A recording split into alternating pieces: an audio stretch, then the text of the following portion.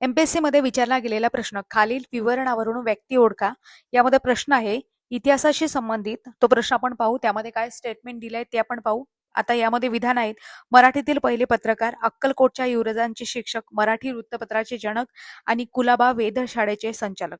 अशा प्रकारे ऑप्शन दिलेले आहेत आणि ऑप्शन मध्ये पर्यायी ऑप्शन काय दिलेले आहेत? दादाभाई नौरोजी, भाऊदाजी लाड, बाळशास्त्री जांभेकर, जगन्नाथ शंकर शेट. तर आपल्या प्रश्नाचं योग्य उत्तर आहे बाळशास्त्री जांभेकर. आता बाळशास्त्री जांभेकर आहेत, त्यांच्याबद्दल थोडक्यात माहिती पाहू. त्यांचा कार्यकाळ आपण बघतो 1812 ते 1846 या दरम्यान होता. त्यांचा जन्म रत्नागिरी येथे राजापूर पोंभुर्ले येथे झाला. पोंभुर्ले या ठिकाणी 6 जानेवारी 1812 रोजी झाला.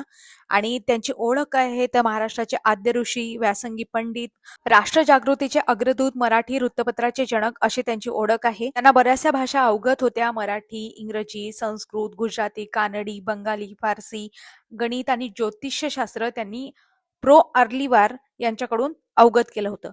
सरकारच्या वतीने अक्कलकोटच्या युवराजांचे शिक्षक म्हणून सुद्धा त्यांनी काम पाहिले. 1830 मध्ये ते बॉम्बे नेटिव्ह एज्युकेशन सोसायटीचे उपसचिव आणि त्याच्यानंतर सेक्रेटरी सुद्धा झाले 1832 मध्ये. एल्फिन्स्टन महाविद्यालयात गणिताचे पहिले असिस्टंट प्रोफेसर म्हणून सुद्धा ते रुजू होते.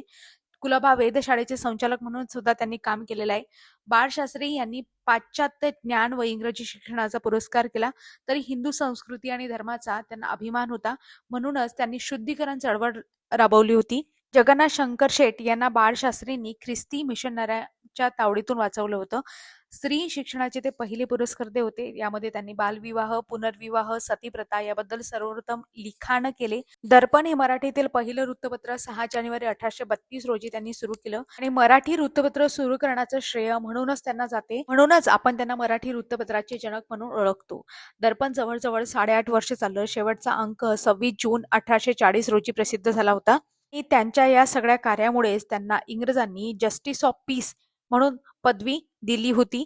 त्यांनी आणखी एक महत्वाची गोष्ट म्हणजे नेटिव्ह इम्प्रुव्हमेंट सोसायटीची स्थापना केली होती आणि त्यांच्याच काळामध्ये महत्वाचं ते शेषाद्री प्रकरण आहे ते घडलं होतं. आणि त्यांचा मृत्यू 17 मे 1846 रोजी बनेश्वर या ठिकाणी झाला. अशा प्रकारे परीक्षाभिमुख आजपर्यंत परीक्षेमध्ये विचारलेले महत्वाचे पॉइंट यामध्ये सगळे कव्हर झालेले आहेत.